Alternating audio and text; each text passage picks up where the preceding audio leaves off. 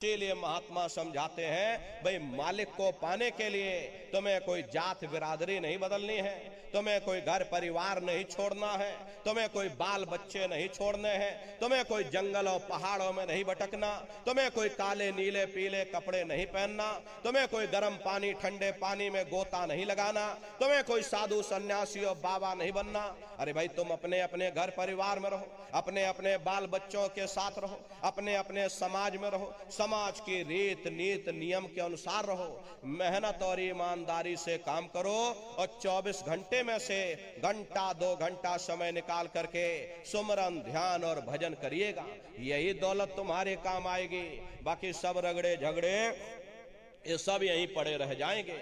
सुई की एक नोक भी तुम्हारे साथ में जाने वाली नहीं है। बड़े बड़े राजे महाराजे आए, सारी जिंदगी उन्होंने ये किला बनाते बनाते गुजार दिया।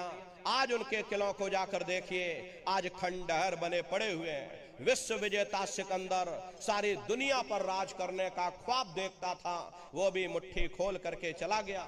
अरे कोई क्या साथ लेकर जाएगा? जो चीज तुम्हारे साथ में जाने वाली वो केवल परमात्मा की भक्ति है। इसलिए प्रेमी भाई बहनों, वो दौलत कमा लो जो अंत समय में तुम्हारे काम आवे, वरना ये समय तो तुम्हारा निकल रहा है। ये श्वासों की पूंजी ये दिन प्रतिदिन कम होती जा रही है और एक समय ऐसा आएगा ये बुलबुला तुम्हारा फूट जाएगा, फिर न जाने ये मनुष्य शरीर तुमको मिले ना मिले। अरे भटकते रह जाओगे। युगों युगों के लिए महाराज ने शाकाहार पर विशेष जोर दिया। गुरु महाराज हमारे कहते थे कि बच्चे बच्चियों तुम लोग शाकाहारी रहना, शाकाहार का प्रचार करते रहना, इसी से देश और दुनिया में भारी परिवर्तन होगा।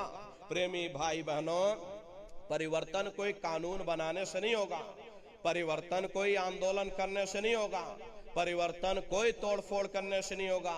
परिवर्तन तब होगा जब लोगों के विचार बदलेंगे, लोगों की भावनाएं बदलेंगी, और विचार जब बदलेंगे जब लोगों का खान पान शुद्ध होगा। अरे देसी कहावत है, जैसा खाए अन्न वैसा होए मन। जब इंसान पशुव्रती भोजन करेगा तो उसकी बुद्धि स्वतः ही पशुओं जैसी हो जाएगी। फिर जिस शराब के नशे में माँ बहन बेटी की पहचान खत्म हो जाए, उस शराब को पी करके यह कैसे पता चलेगा कि क्या अच्छा और क्या बुरा है? यही कारण है कि आज घर समाज में ये दुनिया भर के अत्याचार और दुनिया भर के व्यभिचार फैले हुए हैं। अरे हम लोग देखिए मंदिर बनवाते हैं, उन मंदिरों में नहा धो करके जाते हैं, कहते भाई परमात्मा के रहने की जगह है, हमको नहा धो करके जाना चाहिए, फूल अगरबत्ती ले जाना चाहिए। कोई उन मंदिरों में कूड़ा कचड़ा नहीं डालता। अगर तुम कूड़ा कचड़ा डालोगे तो आपस में लाठियां चल जाएंगी। फिर ये जो हरि मंदिर है, ये पंच भौतिक शरीर जिसे महात्माओं ने हरि मंदिर कहा, अरे इसमें तुम हाड़ मांस के लोथड़े डालते हो, इसमें तुम शराब के कतरे डालते हो, इसमें तुम मुर्गा मुर्गी काट करके डाल रहे, इसमें तुम मांस मछली काट करके डाल रहे। अपने बनाए हुए ईंट गारे के मंदिर की तुम कदर करोगे और परमात्मा के बनाए हुए इस मानव मंदिर को तुमने जीते जी कब्रिस्तान बना दिया तो सख्त सजा मिलेगी। अरे महात्माओं ने लिखा है कि तिल भर मच्छी खाई के कोट गऊ दे दान और काशी करवट जा मरे और निश्चय नरक निदान। यदि तिल भर भी मच्छी खा करके फिर चाहे कोटान कोट गऊओं का तुम दान करो और काशी में जाकर के मत्था रगड़ते रगड़ते अपनी पूरी जिंदगी तुम वहां पर गुजार दो, फिर भी तुमको तुम्हारे गुनाहों की सजा मिलेगी, कोई बच नहीं सकता। क्योंकि ये कर्म भूमि है, यहाँ तुम जैसा कर्म करोगे वैसा फल तुमको मिलेगा। देखिए इस कर्म भूमि पर कृष्ण भगवान तक नहीं बच पाए। उस समय बाली को छिप करके बाण मारा, वही बाली कृष्ण अवतार में बहेलिया बन करके आ गया। कृष्ण भगवान के पैरों में पद्म चमकता था, हिरण की आंख समझ करके बहेलिये ने निशाना मार दिया और जब पास में आकर के देखा कृष्ण भगवान थे, अफसोस करने लगे। लेकिन कृष्ण भगवान ने उसको समझाया कि भाई इसमें तुम्हारा कोई दोष नहीं, उस समय हमने तुमको मारा था, आज तुमने हमको मार दिया, हमारा तुम्हारा अदला बदला पूरा हो गया। कर्म प्रधान विश्व रच राखा, जो जस करे सो तस फल चाका। ये कर्मों का ऐसा देश है, यहाँ तुम जैसे बीज बोगे वैसी ही फसल काटोगे। इसलिए नर नारियों, हमारी आपसे प्रार्थना है कि आप सभी लोग शाकाहारी रहिएगा। ये तरह तरह की बीमारियां जो आज के समय में फैल रही हैं, इसका मुख्य कारण एक ही है, लोगों का खान पान गंदा हो गया। अरे आप सभी लोग बुद्धिमान हो, स्वयं अपनी बुद्धि से विचार करिए। जब इंसानों के खून में जानवरों का खून मिल जाएगा, इंसानों के अंदर जब जानवरों के कीटाणु पहुंच जाएंगे, तो न जानवरों की दवा काम में आएगी न इंसानों की दवा काम में आएगी। तो परिणाम क्या होगा? ऐसी महामारियां फैलेंगी। अभी कोरोना जैसी महामारी आई, पूरा विश्व तबाह हो गया, लोग अपने अपने घरों में कैद हो गए, कोई किसी से मिलने को तैयार नहीं। न जाने कितने घर परिवार उजड़ गए, न जाने कितनी लाशें बह गईं, न जाने कितने बच्चे अनाथ हो गए, न जाने कितनी माताएं विधवा हो गईं। लाखों लाख रुपया लेकर के लोग अस्पतालों के चक्कर काटते रह गए, एक ऑक्सीजन का सिलेंडर नसीब नहीं हुआ। अरे कारण क्या है? कारण यही है, जब जानवरों के कीटाणु इंसान के शरीर में प्रवेश कर जाएंगे तो आने वाले समय में ऐसी महामारियां और फैलेंगी। हमारे गुरु महाराज परम संत बाबा जय गुरुदेव जी महाराज सन 70 के दशक में ये भविष्यवाणी किया करते थे, बच्चा आगे नई नई बीमारियां आएंगी।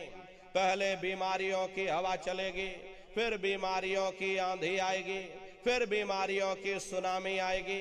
अरे लाशें पड़ी घर घर में सड़ेंगी, बचाने वाला मिलेगा ना कोई, जमाना बदलेगा। और कहे जय गुरुदेव पुकार, जमाना बदलेगा। इसलिए प्रेमी भाई बहनों, हमारी आपसे प्रार्थना है कि आप सभी लोग शाकाहारी रहिएगा। कोई ऐसा नशा मत करो जिससे बुद्धि तुम्हारी पागल हो जाए और घर में माँ बहन बेटी की पहचान खो दो। एक द्रौपदी के चीर हरण से पूरा महाभारत हो गया। बड़े बड़े राजे महाराजे उस समय मौन हो गए, भीष्म पितामह मौन हो गए, गुरु द्रोण मौन हो गए। नतीजा क्या रहा? लाखों करोड़ों लोग काल के गाल में समा गए। एक द्रौपदी के चीर हरण से इतना बड़ा महाभारत हो गया। आज कलयुग में शराब के नशे में न जाने कितनी माताओं बहनों पर अत्याचार हो रहा, न जाने कितना व्यभिचार हो रहा। इसका भारी परिणाम आवाम जनमानस को भोगना पड़ेगा। अरे राख बनेगे महानगर तक, एटम के अंगारों से पत्ता पत्ता झुलस जाएगा। विश्व युद्ध टंकारों से मानव की क्या पेश चलेगी, अंबर तक फट जाएगा। इस धरती का सारा आंगन लाशों से पड़ जाएगा। महाशक्तियां दुनिया भर के मिट्टी में मिल जाएंगी। क्रूर विधर्मी मानव की तब अकल ठिकाने आएगी। ऐसा भीषण बम भोले का तांडव होने वाला है। और जागो जागो दुनिया वालों, समय बदलने वाला है। इसलिए प्रेमी भाई बहनों, हमारी आपसे प्रार्थना है कि आप सभी लोग शाकाहारी रहिएगा। कोई ऐसा नशा मत करो जिससे बुद्धि तुम्हारी पागल हो जाए और घर में माँ बहन बेटी की पहचान खो दो। अरे आप अपने आप को कट्टर हिंदू मानते हो, अरे भाई हम कट्टर हिंदू हैं, हमसे बड़ा सनातनी दुनिया में कोई नहीं। हम भगवान राम को मानने वाले, हम बजरंगबली को मानने वाले, हम महात्मा बुद्ध को मानने वाले, हम भगवान कृष्ण को मानने वाले। अरे भाई आप राम को मानते हो, आप महात्मा बुद्ध को मानते हो, आप भगवान कृष्ण को मानते हो, तो उनके आदर्शों पर भी चलना सीखो।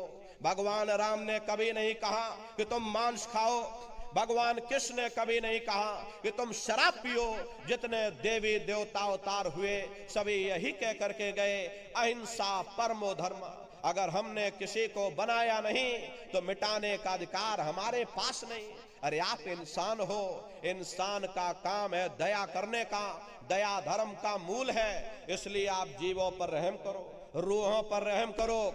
सभी लोग शाकाहारी रहना, तो शाकाहार का प्रचार अपने अपने क्षेत्रों में बराबर आप लोग करते रहिएगा। अरे सतयुग कैसे आएगा? रामराज कैसे आएगा? रामराज कोई भाषण देने से नहीं आएगा, रामराज कोई नारा लगा देने से नहीं आएगा, रामराज कोई भगवा लहरा देने से नहीं आएगा, रामराज कोई हिंदू मुसलमान करने से भी नहीं आएगा। रामराज जब आएगा जब लोगों के अंदर अच्छे विचार आएंगे। वरना राम के समय में भी रावण जैसे असुर होते थे, कृष्ण के समय में भी कंस जैसे असुर होते थे। अरे तब भी लड़ाइयां होती थी, तब भी युद्ध हुआ करते थे। राम राज का मतलब है अच्छे विचारों का आना। और अच्छे विचार जब आएंगे जब हर इंसान मानव धर्म का पालन करेगा। अरे मानव धर्म क्या कहता है? सत्य, दया, अहिंसा, प्रेम और करुणा, यही मानव धर्म का आधार है। जब मानव के अंदर मानवता आ जाएगी, मानव के अंदर दया आ जाएगी, मानव के अंदर करुणा आ जाएगी, ये मानव दूसरों की पीड़ा को अपनी पीड़ा समझने लग जाएगा।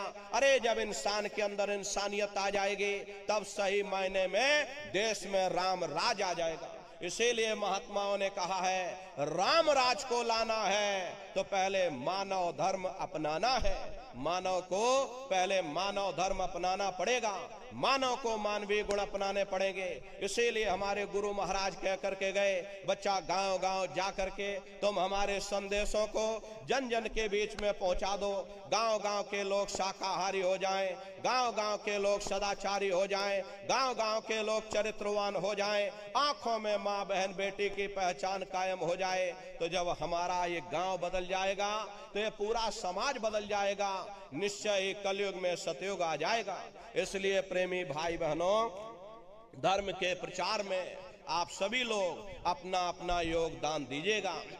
देखिए हमारे गुरु महाराज को, हमारे गुरु महाराज परम संत बाबा जय गुरुदेव जी महाराज ने एक अच्छे समाज के निर्माण के लिए, चरित्रोत्थान के लिए, लोगों को शाकाहारी सदाचारी बनाने के लिए 116 वर्ष की आयु तक अथक मेहनत और परिश्रम किया। हमारे गुरु महाराज ने अपने गुरु की याद में मथुरा दरबार में इतना विशाल मंदिर बनवाया। गुरु महाराज हमारे कहते थे कि बच्चा मंदिर का वो देवता वहां पर बैठ करके बरकत बांट रहा। अरे आप लोग आइए, वहां कोई रुपया पैसा नहीं चढ़ाया जाता, कोई चंदा चुटकी नहीं। अरे आप लोग आए, मंदिर के देवता के सामने अपनी एक बुराई को चढ़ा दीजिए। वहां पर बुराई चढ़ाई जाती है कि हम आज से मांस मछली नहीं खाएंगे,